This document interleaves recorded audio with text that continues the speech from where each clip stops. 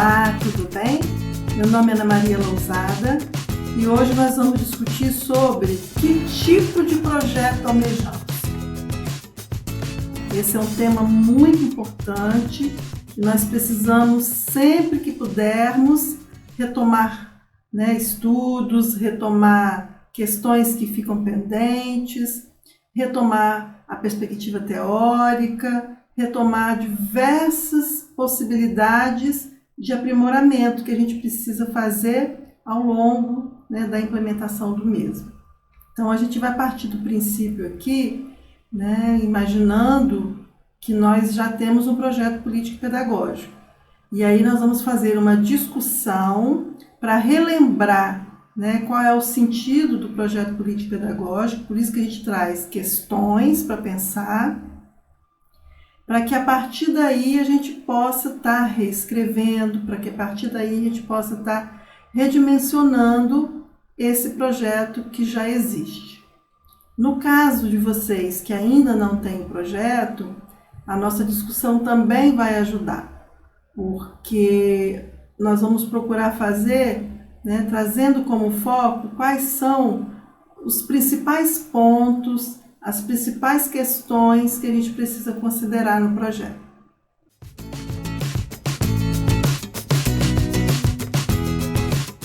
Para que a gente possa ir aprimorando essas questões que a gente está trazendo para o debate, nós podemos lançar para a comunidade, lançar para dentro de nós, no sentido de estarmos nos indagando que tipo de projeto almejamos.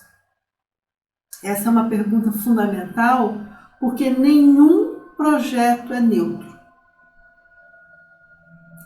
Se a gente não conversa no locus da escola, com todas e todos os segmentos que fazem parte daquela comunidade escolar, se a gente não para pensar o que nós almejamos, que tipo de projeto nós almejamos, nós não vamos conseguir compreender as questões que estão permeando o nosso cotidiano.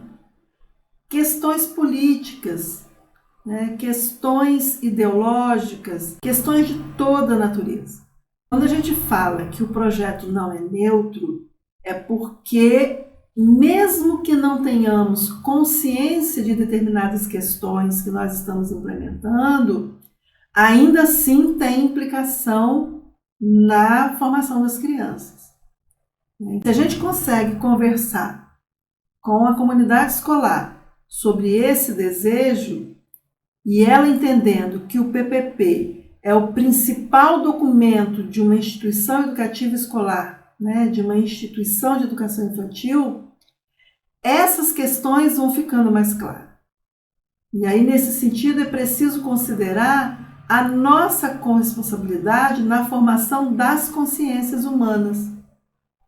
Então, a partir do momento que a gente para pensar o que nós almejamos, e começamos a compreender que o projeto não é neutro, nós vamos nos desenvolvendo nessa consciência crítica. Então, os momentos de formulação de questões, de debates, na produção do documento, vai ajudando aquela comunidade escolar se constituir com consciência crítica. A consciência crítica, ela se constitui no locus do debate. Nunca é quando eu produzo o documento para o outro cumprir. Não é. Porque a minha consciência vai se constituir crítica quando eu estou com a mão na massa. Quando eu estou ali buscando entender questões que eu tinha pensado que seriam legais e que na hora não é. Outras que eu nem havia pensado e que de repente são necessárias. Então isso vai me fazendo entender qual é a identidade da educação infantil e quais são as reais necessidades daquela comunidade escolar. Então, é muito importante tomar consciência da nossa proposta educacional. Quando discutimos o que almejamos, a gente toma consciência da proposta educacional. Nós temos uma proposta, nós temos um desejo. Agora, não basta ter um PPP, é preciso saber qual é a concepção teórica e filosófica que nós vamos adotar. Mas antes é fundamental reconhecer aquela que está subjacente às nossas práticas cotidianas. Aí você pode falar assim, mas eu não tenho PPP escrito ainda. Mesmo que você não tenha ele escrito, na prática cotidiana ou nas práticas cotidianas que permeiam aquela instituição de educação infantil, tem uma concepção teórica subjacente. Mesmo que eu não tenha escrito qual é a concepção teórica, na prática tem. Então, antes da gente pensar que concepção teórica nós vamos adotar, né, que nós vamos nos ancorar, né, nesse documento, né, que vamos garantir escrito aqui nesse documento, é importante a gente parar para pensar qual é a que já está no nosso cotidiano, na nossa prática. E aí a gente vai observar que vários de nós, vários profissionais que tem dentro da instituição, muitas vezes cada um se ancora numa perspectiva diferente. E aí por isso é fundamental, é importante averiguar o sentido das práticas vivenciadas no cotidiano da instituição, e em especial no locus da sala de aula, né, de cada sala de aula, quer dizer, de cada profissional. Então, quando a gente coloca isso na roda, a gente vai entendendo qual é a identidade daquela unidade de ensino. Quem somos nós? O que pensamos? Como fazemos?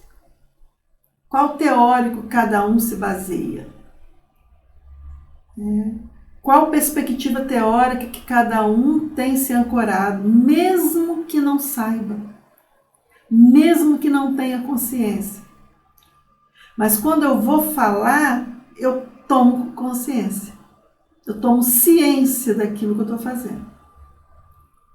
Eu tomo ciência daquilo que o outro está fazendo.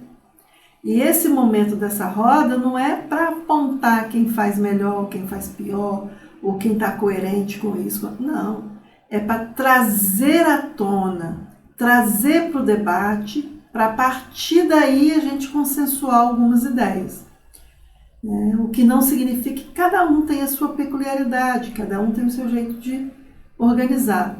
Mas nós vamos precisar pensar numa perspectiva que vai ser âncora, que vai ser aquela que, de fato, representa aquela instituição, que todos dialogam, que é âncora, né? Mas que nós podemos, a partir dela, dialogar com outros teóricos, com outros estudos.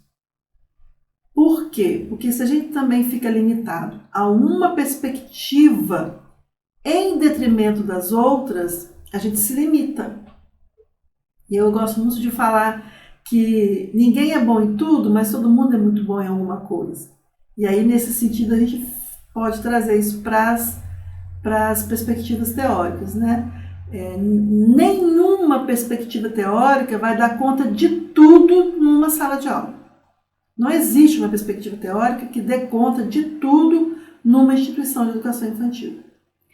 Agora, existe uma perspectiva teórica que pode responder àqueles anseios, né, de uma forma mais coerente. Né? E aquelas lacunas que aquela perspectiva teórica deixa, eu preciso ter a autonomia e a sensatez de dialogar com outros teóricos para poder estar arrumando e trazendo aqui para o nosso cotidiano. Esse diálogo que eu proponho não significa fazer uma mistura de perspectiva teórica. Por isso que eu sempre enfatizo que a gente precisa ter uma que é âncora, né? Mas eu não posso me fechar aqueles outros estudos que de repente me respondem alguma questão específica lá do meu cotidiano, na minha sala de aula, né, no meu contexto, nas questões diversas dentro de uma unidade de ensino que eu preciso. Então mas isso precisa vir para a roda, isso precisa ser discutido, né? Pois bem, são essas práticas, né, essas práticas que eu coloquei, que revelam a concepção teórica, filosófica, ideológica, política, científica de uma instituição educativa escolar. É por isso que eu gostaria de reafirmar aqui a importância de, antes de pensar qual é a perspectiva que vai ser âncora, referência, eu preciso discutir qual que está permeando o meu cotidiano. Daí a importância do PPP ser concebido por todos e todas num processo de reencontros com as realidades vividas. Então, nesse momento que eu sento para falar, né, da minha prática e a partir daí está analisando qual é a perspectiva teórica que está subjacente à mesma, eu faço um reencontro com as realidades vividas. E aí a gente coloca reencontros, porque são múltiplas vozes, né, que estão permeando esse debate, estão permeando essa discussão. Lembrando que ao juntarmos as 3 dimensões do PPP, projeto, político, pedagógico, ele ganha força de um documento legal. Lembra? Um documento que orienta a comunidade escolar. Então, reencontros também nesse sentido. Um documento que orienta e que foi produzido pela mesma. É por isso que nós precisamos dialogar com a realidade vivida pela comunidade escolar. Então, nós falamos de discutir entre os profissionais, né, da educação, entre, né, o magistério, qual é a perspectiva teórica que está subjacente, e também com a comunidade escolar de um modo geral, né, trazendo as famílias, trazendo os demais funcionários, trazendo as crianças, para que a gente possa estar compreendendo essa realidade vivida, ou essas realidades vividas, né, e fazer esses reencontros no sentido de deixar mais claro no documento. Então, nessa abordagem, esses reencontros seriam os reencontros pelas famílias, pelas crianças, pelos profissionais, além, né, de trazer toda aquela questão que a gente colocou, nós vamos estar pensando nesse contexto educacional atual, nas políticas públicas educacionais. Qual é a realidade da comunidade escolar? Mas qual é a realidade também desse contexto educacional que nós estamos vivendo? Qual é a realidade vivida no que se refere às políticas educacionais, né, que estão chegando para nós? Né, começando pela política nacional, passando pela estadual, pela municipal, até chegar aqui na nossa escola, no nosso CEMI, né, na nossa unidade de educação infantil. Veja que são muitas questões que a gente precisa considerar. A gente não pode perder de vista essas problematizações que eu trouxe aqui, porque senão vira um documento muito frio, né? E alguém que produz para o outro cumprir, ou então um documento visando só responder questões, né? Não se faz discussão, se faz com um tempo muito limitado. Então é um documento para ser vivido.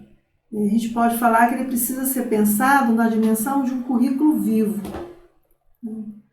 Tem vários vídeos aqui no canal que a gente fala muito qual é a concepção de currículo, e a gente tem discutido muito a ideia de currículo vivo.